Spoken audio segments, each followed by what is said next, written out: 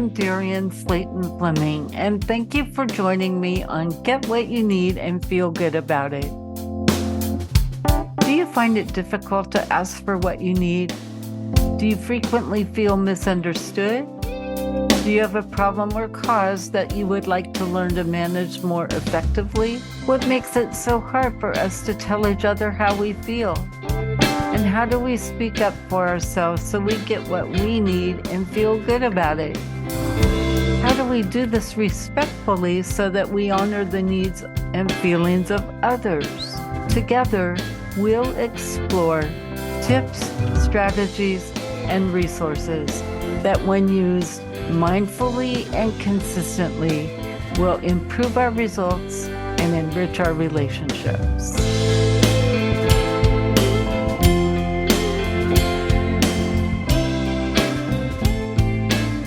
Hello, and welcome back to Get What You Need and Feel Good About It. I'm Darian Slayton Fleming, your hostess.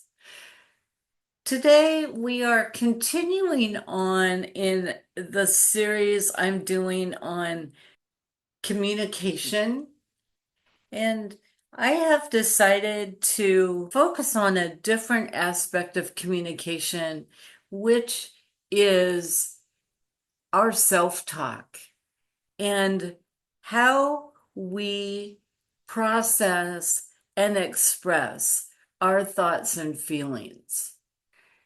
How we process our thoughts and feelings has a lot to do with how we go through life and how we speak up for ourselves so we get what we need and feel good about it.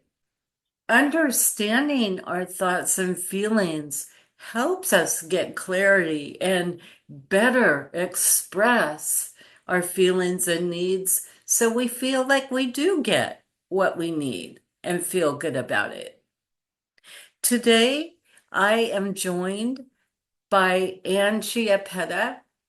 I met Ann in the American Council of the Blind in a special interest affiliate called Friends in Art.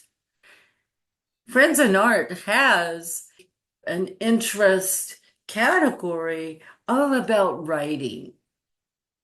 Ann is a poet and an author.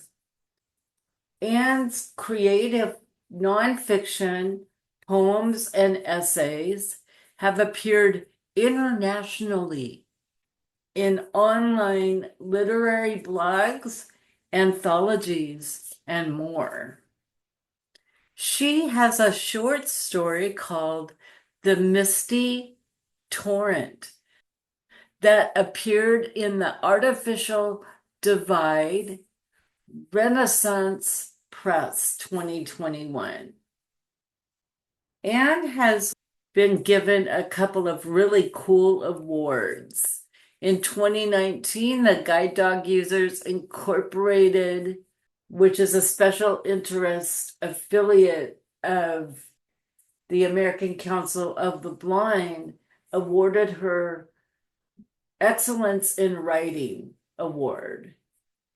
And in 2016, she received the Spirit of Independence Award from WDOMI.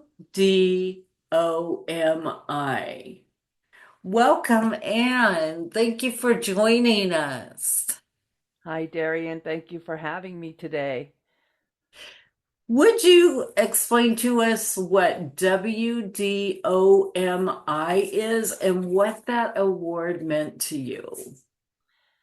WDOMI is the acronym for Westchester Disabled on the Move Incorporated. It is an independent living center located in Yonkers, New York.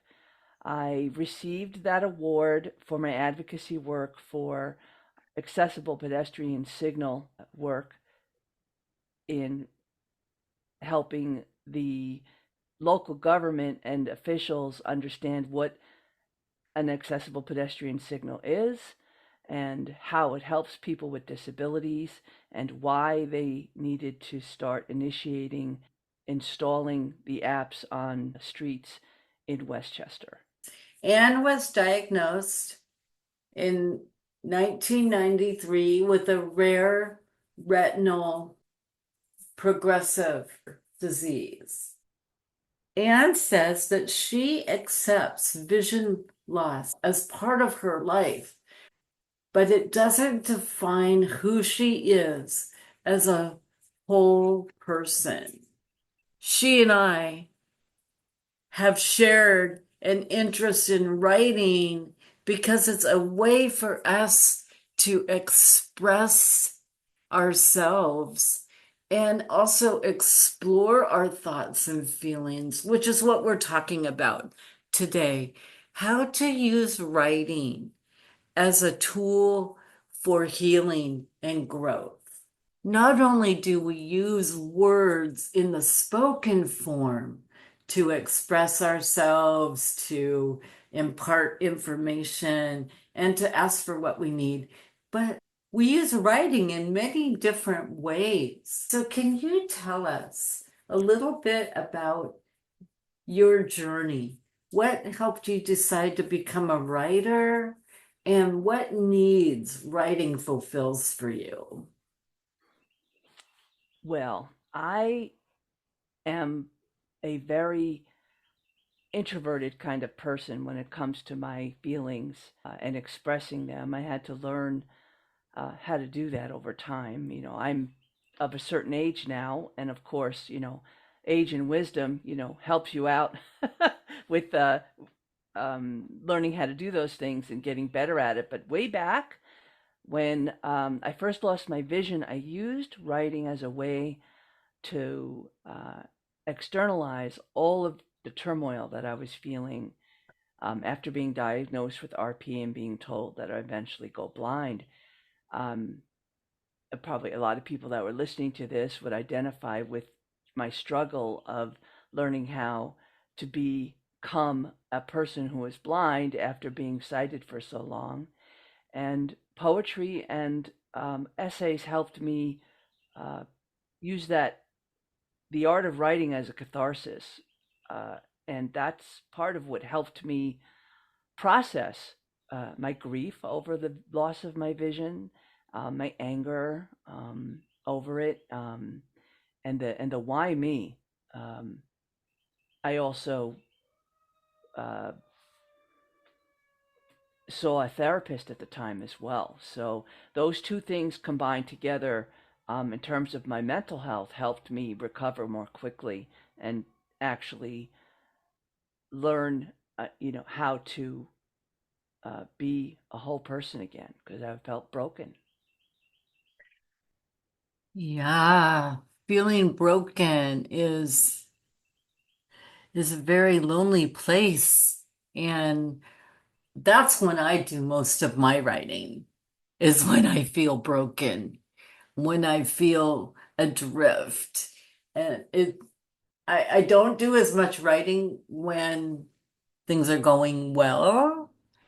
Uh, but it is another time to write, and I believe that Anne will have some pieces to share with us that help us explore different feelings.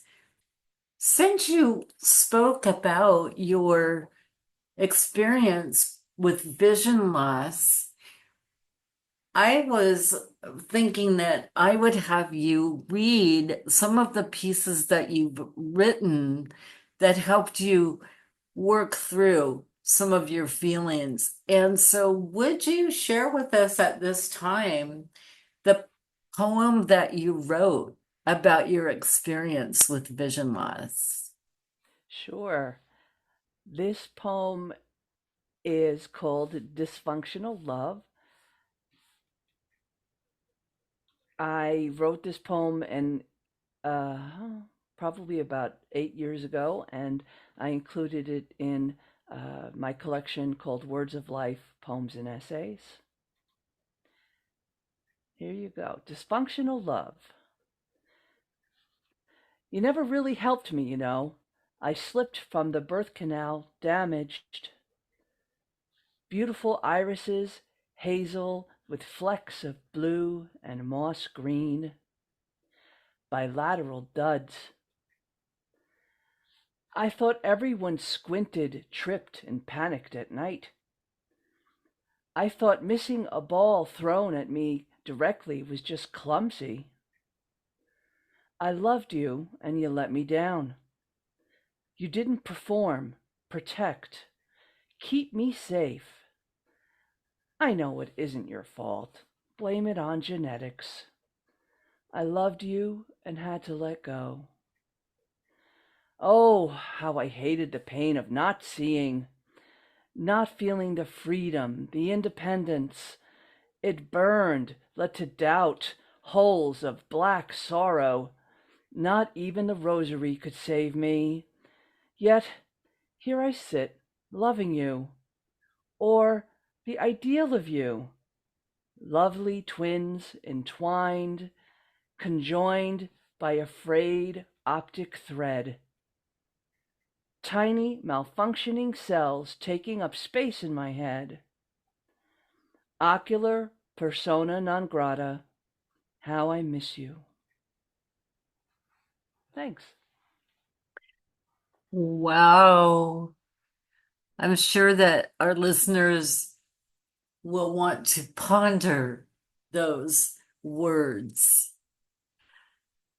Because of your vision loss, you have an understanding of what loss is like. And I just want to say here that many of my interview guests do have vision impairments.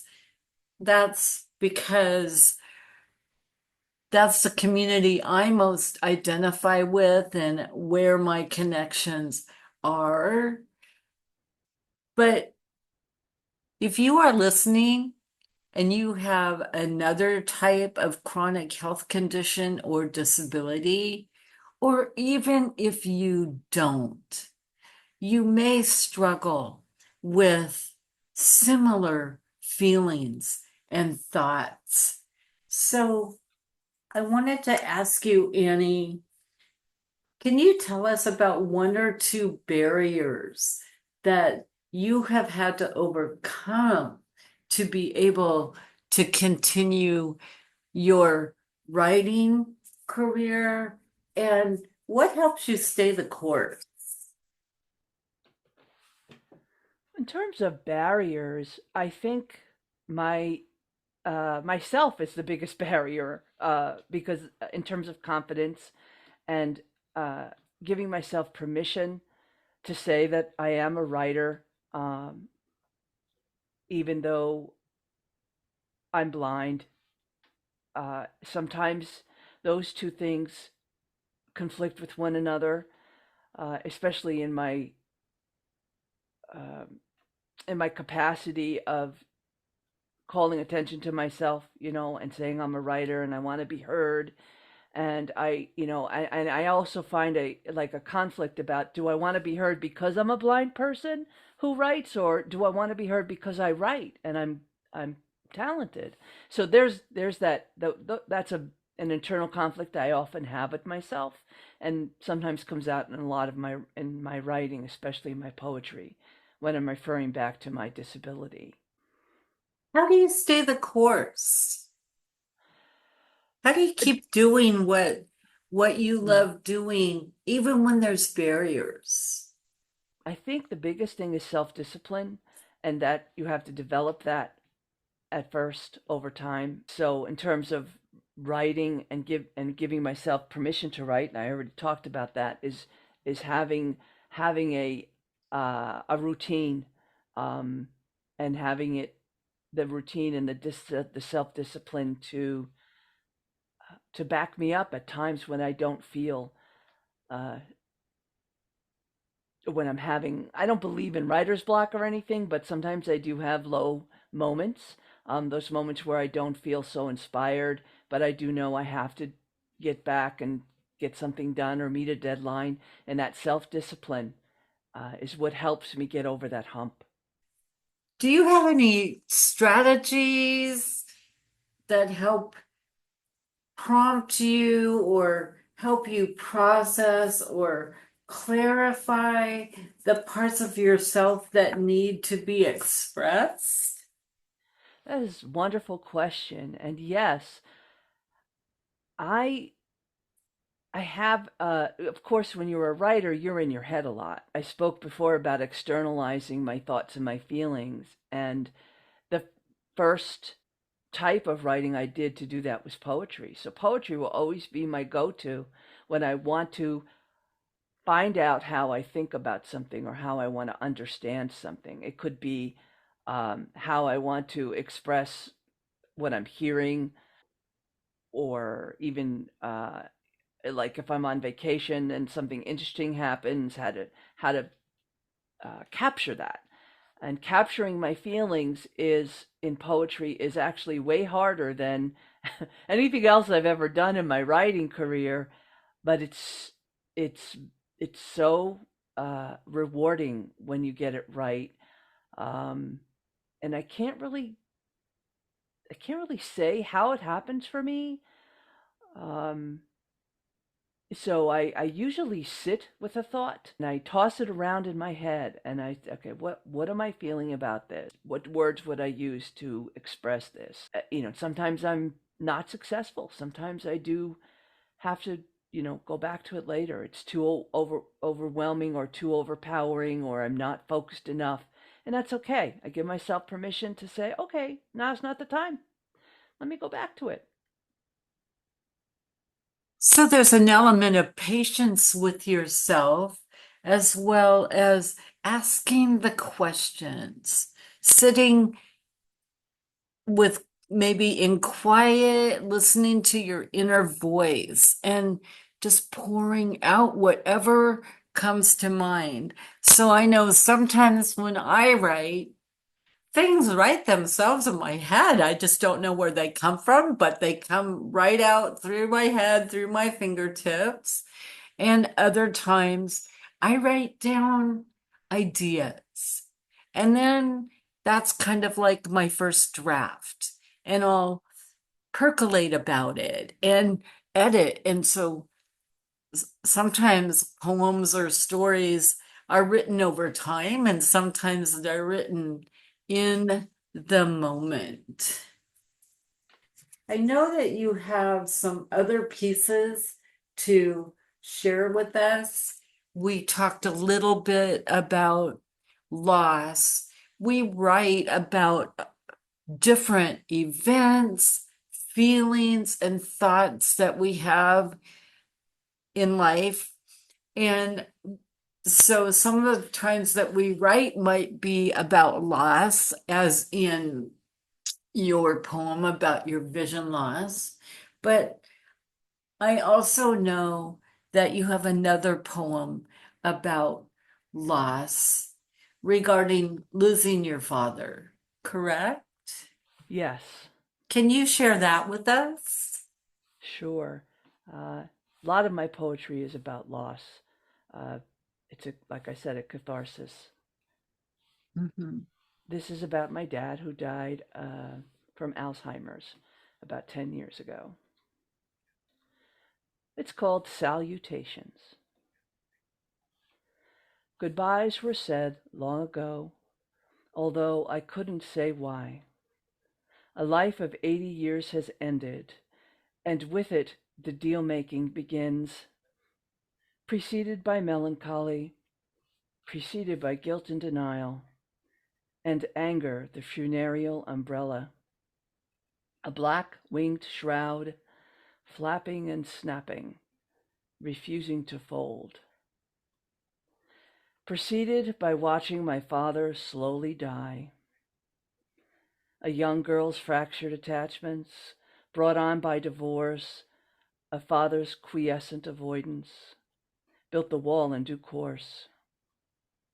I know sad refrains in death's bitter dirges. I've grieved since age 9. Of death and dying, what do I really know? I question the purity of loss, the sanctity of mourning, because I surely haven't achieved either. With the solemnity of a widow's attire, or baptism by fire, though I've tried. What I know flutters like film strips, time-lapsed, monochrome and silent. In this heart and mind, all there is, all that is gone, is feather on stone, wind on water, gone. Thank you. Wow. You actually wrote about other losses within that poem about losing your dad. I heard you mention divorce. And we have all kinds of losses. Whether we have a disability or not, things happen to us in life in other parts of our lives because we are whole people. So I think that many of our listeners can relate on many different levels. Another feeling that is prevalent for most of us is fear. And fear is a form of anxiety, and it often keeps us from taking action. I know that you have a poem about fear. Can you read that to us? Yes.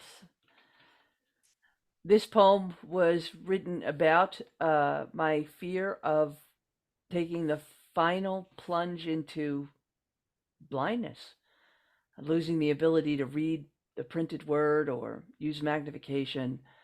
Um, it was I had a couple of years there in my life where it was just really tough for me to take that final step and get and use JAWS, for instance, to use a screen reader.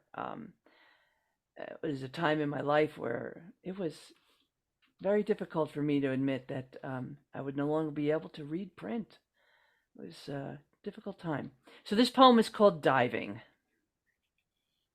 From the cliffs of Acapulco, divers knife the water.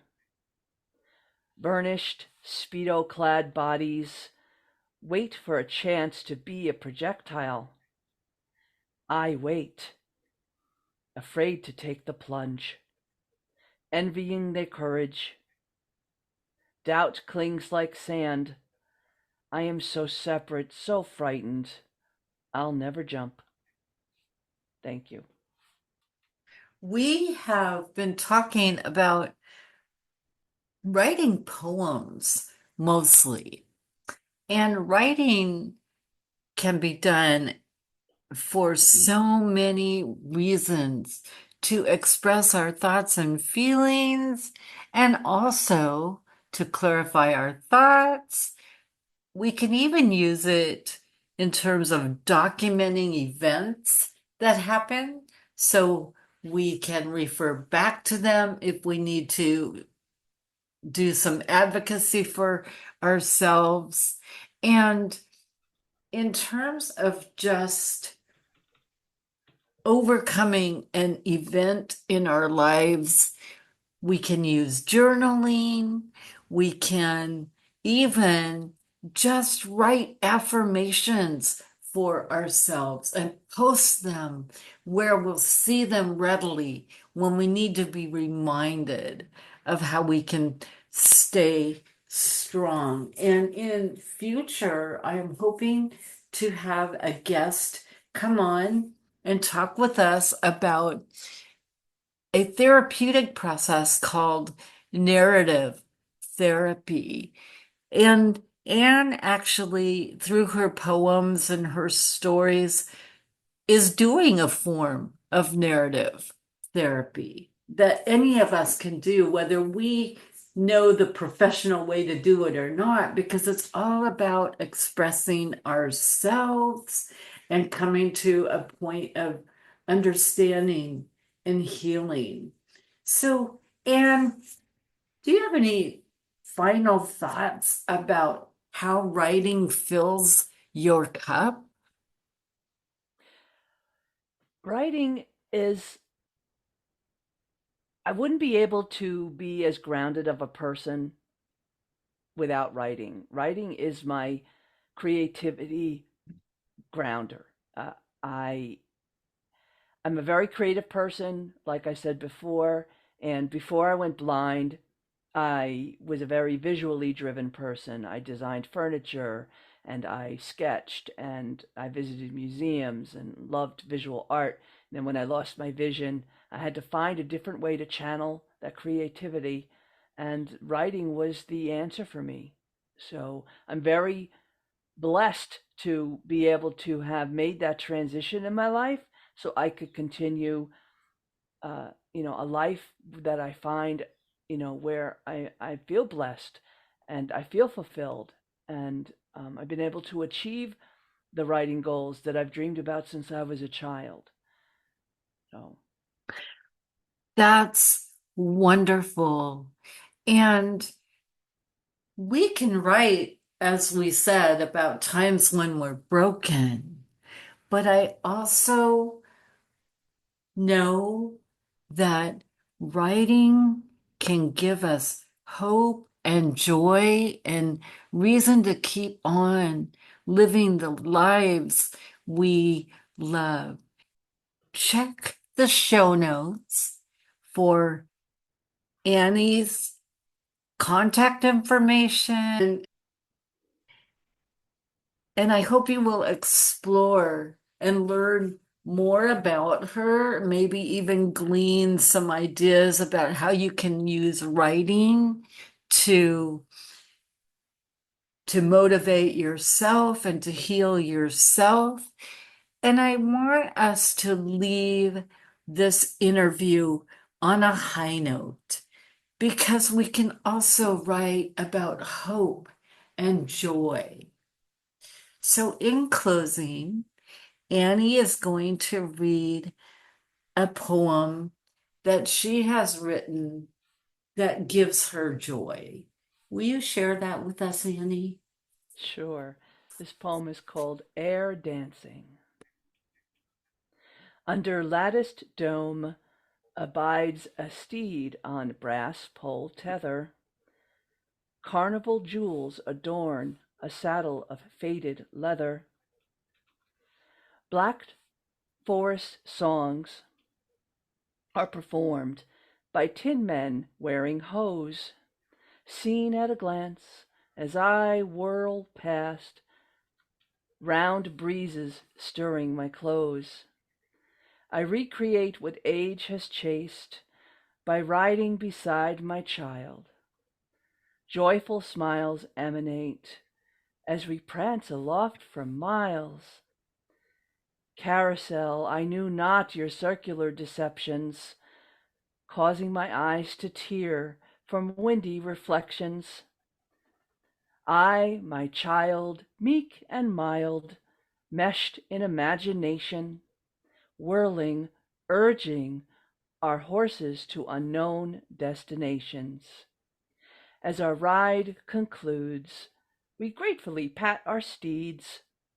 This venture, simple and sweet, is all my child needs to transform experiences into memories. Thank you. Beautiful. It's so wonderful to read and write about joy as an antidote to fear and loss. I hope you will have gleaned some tips about how you might use writing in your process of self-discovery, healing, and growth. And Annie, thank you for joining us today. It's been such a pleasure. Thank you, Darian. Thanks for letting me share my work and my life with you. I'm very happy to have been here today to do that. Thank you. And to all of you out there, thank you for joining us, and stay tuned for another episode of Get What You Need and Feel Good About It in October. Be well. Yes, the only way to do this is with hope, not hate. Hope, not hate. Thank you for joining me today on Get What You Need and Feel Good About It. Remember, when you speak up for yourself assertively, you will get what you need and feel good about it. You will also be showing respect for yourself and for the other people in your life who are important to you. Until next time, try thinking about it like Stephanie LaHart says it. Compassion is Say what you mean what you say, but don't say it mean. before it gets too late.